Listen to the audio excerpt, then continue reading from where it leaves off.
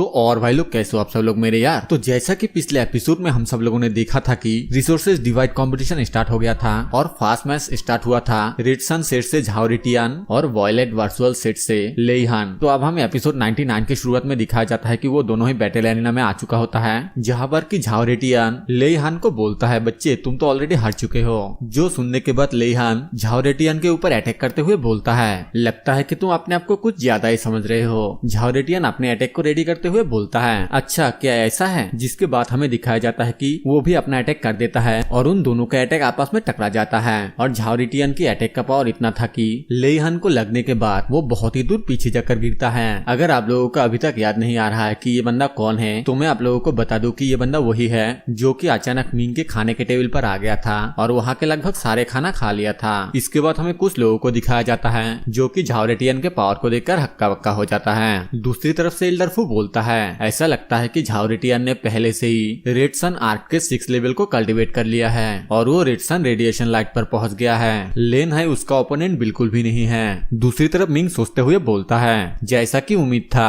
वो सच में रेड सनसेट की इनर रैंकिंग लिस्ट के टॉप 2 रैंकिंग लिस्ट के टेबल से फ्री में खाना खाने के लिए काबिल है। उसका cultivation level martial art warrior के फास्ट लेवल पर है और उसका स्ट्रेंथ 40,000 कैटिस है। अगर मैं ड्रैगन एलिफेंट टेक्निक के प्रैक्टिस नहीं किया होता तो फिर मैं उसे मार्शल कॉइन और मार्शल इक्विपमेंट के बिना कभी नहीं हरा पाता। इसके बाद हमें फिर से कुछ लोगों को दिखाया जाता है जो कि आपस में बातें करते हुए बोलता है मैंने तो ये उम्मीद भी नहीं किया था कि ये इतना ज्यादा ताकतवर है। एक दूसरा बंदा उसको बोलता है लेईहान को हराना बहुत ही ज्यादा आसान है। लेईहान वॉयलेंट वर्चुअल सेट का एक ऑर्डिनरी इनर डिसेबल है और उसे वॉयलेंट वर्चुअल से सिर्फ सामने वाले की ताकत को टेस्ट करने के लिए भेजा है। इसके बाद हमें दिखाया जाता है 2 बंदे लेईहान को पकड़कर ले जाता है और होस्ट अनाउंस करता है कि पहला मैच झाओरिटियन ने जीता और अब शुरू होने जा रहा है सेकंड मैच। ये बोलते ही यहाँ से सीन चेंज हो जाता है और इसका मतलब ये है कि आगे के जो मैच होने वाला है वो ज्यादा इंपॉर्टेंट नहीं है, इसीलिए उनको स्किप कर दिया जा रहा है। जिसके बाद हमें बताया जाता है कि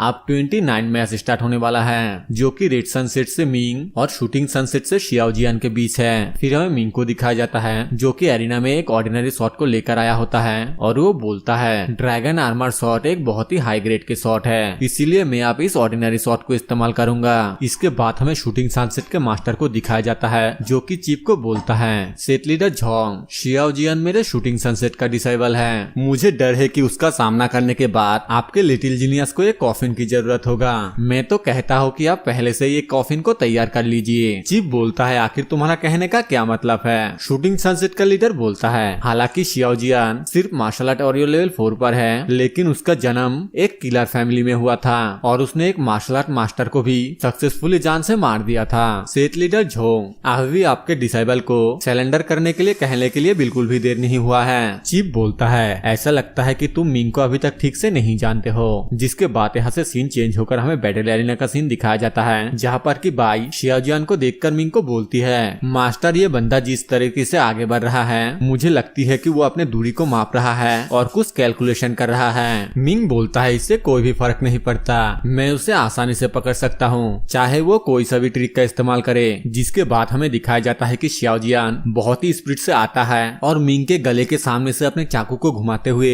मिंग के पीछे चला जाता है और बोलता है टारगेट एलिमिनेट। लेकिन जब वो अपने चाकू को देखता है तब वो बहुत ही ज्यादा शॉक होते हुए बोलता है आखिर यहाँ पर क्या हुआ, इस चाकू पर ब्लड क्यों नहीं लगा हुआ है। और तभी हमें दिखाया जाता है कि मिंग अपने तलवार को शियाओजियान के गले पे लगाते हुए बोलता है लगता है कि तुम एक फैंटम को मारने के लिए बहुत ही ज्यादा सेटिस्फाई हो रहे हो। जिसके बाद हमें दिखाया जाता है कि शियाओजियान बहुत ही ज्यादा घबरा गया होता है और वो अपने चाकू से मिंग के शॉट को दूर कर पीछे हट जाता है। लेकिन तभी हमें दिखाया जाता है कि मिंग अचानक अपने शॉर्ट एनर्जी के मदद से एक बहुत ही पावरफुल अटैक उसके ऊपर कर देता है। जिसके बाद हमें शूटिंग सनसेट के लीडर को दिखाया जाता है जो कि ये सब कुछ देखने के बाद बहुत ही ज्यादा शॉक होते हुए बोलता है आखिर ये कैसे हो सकता है, एक ग्रेड 9 के मार्शल आर्ट वॉरियर ने एक ग्रेड 4 के मार्शल आर्ट वॉरियर को सूखे पत्तों की तरह कैसे उड़ा सकता है, ये बच्चा तो बहुत ही ज्यादा स्ट्रॉन्ग है। जिसके बाद हमें मिंग को दिखाया जाता है जो कि हेवनली किलिंग स्टेप और फ्लैश स्टेप का इस्तेमाल करते हुए बहुत ही तेजी से शियाओजियान की तरफ बढ़ने लगता है और हमें शियाओजियान को दिखाया जाता है जो कि अभी तक उड़ते हुए पीछे की तरफ जा रहा होता है। लेकिन वो मिंग को अपने तरफ आते हुए देखकर अपने मुंह से एक नीडल के मदद से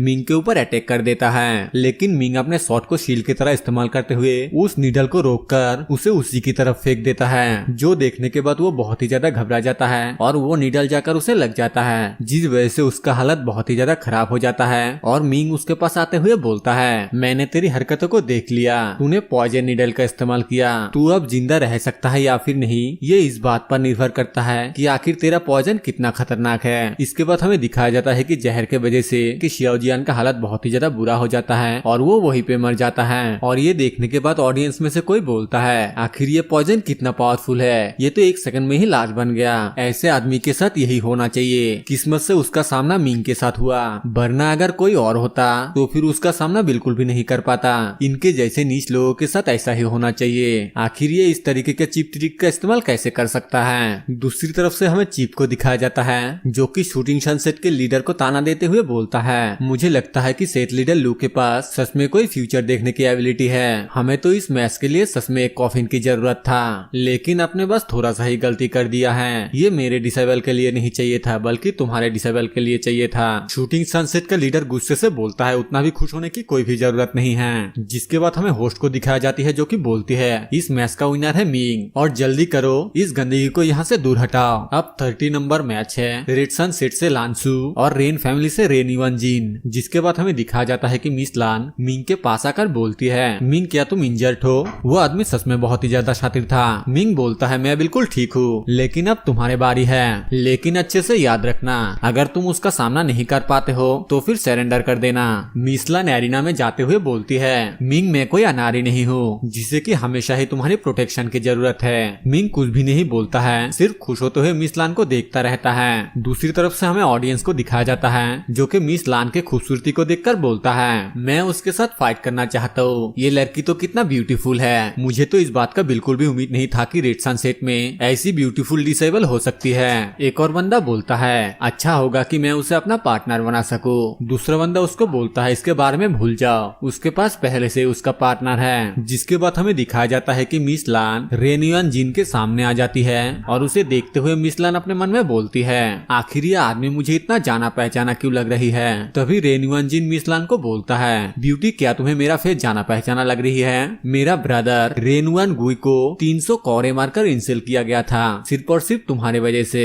अब तुम्हें इसका हर्जाना भुगतना होगा अपने बॉडी का इस्तेमाल करके। मिस लान बोलती है, रेन युआन गाई एक कमीना था जिसे कि इनोसेंट लोगों को मारने में कोई भी शर्म नहीं आता था, और अब तुम उसका बदला लेना चाहते हो। रेन युआन जिन मिस लान को बोलता है, मुझे इसके अलावा किसी दूसरी चीजों के परवाह है। तुम अपने आप को देखो, तुम तो बहुत ही टाइली कपड़े पहने हो और ये बहुत ही ज्यादा बोरिंग है। जिसके बाद वो जमीन पे अपने पांच मारते हुए बोलता है, कैसा रहेगा कि मैं तुम्हारे स्कार्ट के नीचे से पहले देखूं और उसके बाद बदला लेने के बारे में बात करेंगे। तभी हमें दिखाया जाता है कि उसके उस अटैक के वजह से मिस लान के स्कार्ट ऊपर की तरफ उड़ने लगता है। और तभी हमें कुछ ऑडियंस को दिखाया जाता है, जो कि बहुत ही ज्यादा खुश होते हुए बोलता है, अरे स्कार्ट तो ऊपर उठने वाले हैं, ध्यान से देखो और किसी भी डिटेल्स को मिस मत करो। मैंने तो ये कभी नहीं सोचा था कि मैच देखने समय मुझे इतना दिल खुश कर देने वाला सरप्राइज देखने को मिलेगा। दूसरी तरफ हमें कुछ सख्त लौंडे को दिखाया जाता है, जो कि रेन युआन जिन के ऊपर गुस्सा करते हुए बोलता है, आखिर ये मैच के दौरान इस तरीके के डार्क ट्रिक का इस्तेमाल कैसे कर सकता है? बेशर्म कहीं का, उसने एक चोर की तरह सरप्राइज लिए किया। जिसके बाद हमें दिखाया जाता है कि रेन युआन जिन खुश हो ही रहा होता है कि तभी मिस लान अपने आइस पावर को एक्टिवेट कर देती है और ये देखकर वो बहुत ही ज्यादा घबरा जाता है। और फिर मिस लान उसके पास आते हुए बोलती है, क्या तू मेरे साथ ऐसा करने का इरादा रखता है? रेन युआन जिन बोलता है, लिटिल ब्यूटी सच में तुम बहुत ही ज्यादा चालाक हो, तुमने तो अपने ठंडे हवा के साथ अपने कपड़े को ठीक कर लिया। अगर ऐसा है तुम इस स्कार्ट को मेरे हाथों से उठाने दो और एक नजर डालने दो। ये बोलते हुए वो बहुत ही तेजी से मिस लान के पास चला जाता है और मिस लान के स्कार्ट को उठाने वाला होता है कि तभी मिस लान भी फ्लैश स्टेप का इस्तेमाल करते हुए उसके पीछे चली जाती है। और मुझे ये बताने की जरूरत नहीं है कि मिस लान ने इसे कहां से सीखा। फिर हमें दिखाया जाता है कि मिस लान की स्पीड को देखने के बाद वो बहुत ही ज्यादा शॉक हो जाता है। और फिर हमें दिखाया जाता है कि मिस लान एक बहुत ही पावरफुल टेक्निक का इस्तेमाल करता है, जिसका नाम होता है आइस जेट शॉट टेक्निक। उसका इस्तेमाल करते हुए मिस लान उसके ऊपर अटैक कर देती है, जिस वजह से वो बर्फ के अंदर जम जाता है। लेकिन मिस लान उसके ऊपर एक और अटैक करते हुए जमे हुए बर्फ को तोड़ देती है और उसको बहुत ही बुरी तरह घायल कर देती है, जिस वजह से वो पीछे जाकर गिरता है और कांपते हुए बोलता है, ये तो बहुत ही ज्यादा ठंडा है। तभी हमें दिखाया जाता है कि रेन फैमिली का मास्टर उसके पास आकर उसको देखते हुए बोलता है, इसके इंटरनल ऑर्गन तो बहुत ही बुरी तरह डैमेज हो गया है, मुझे लगता है कि इसे पूरी तरह ठीक होने में कई महीने लग जाएगा। तभी हमें दिखाया जाता है कि मिंग भी भीड़ को हटाते हुए वहाँ पर आने लगता है और जानबूझकर गिरने का एक्टिंग करते हुए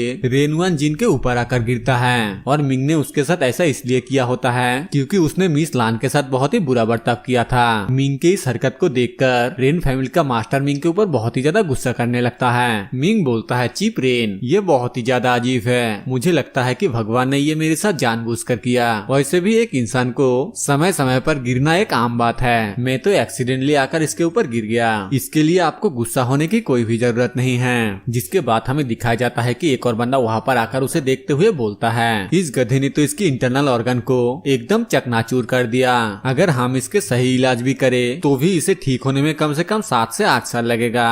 उस बंदे की ये बोलते ही ये एपिसोड यहीं पे खत्म हो जाता है। वीडियो पसंद आए तो वीडियो को लाइक कर देना, चैनल पे नए हो तो सब्सक्राइब कर देना। मैं मिलूंगा आप सभी से एक और न्यू वीडियो के साथ, तब तक के लिए बाय बाय।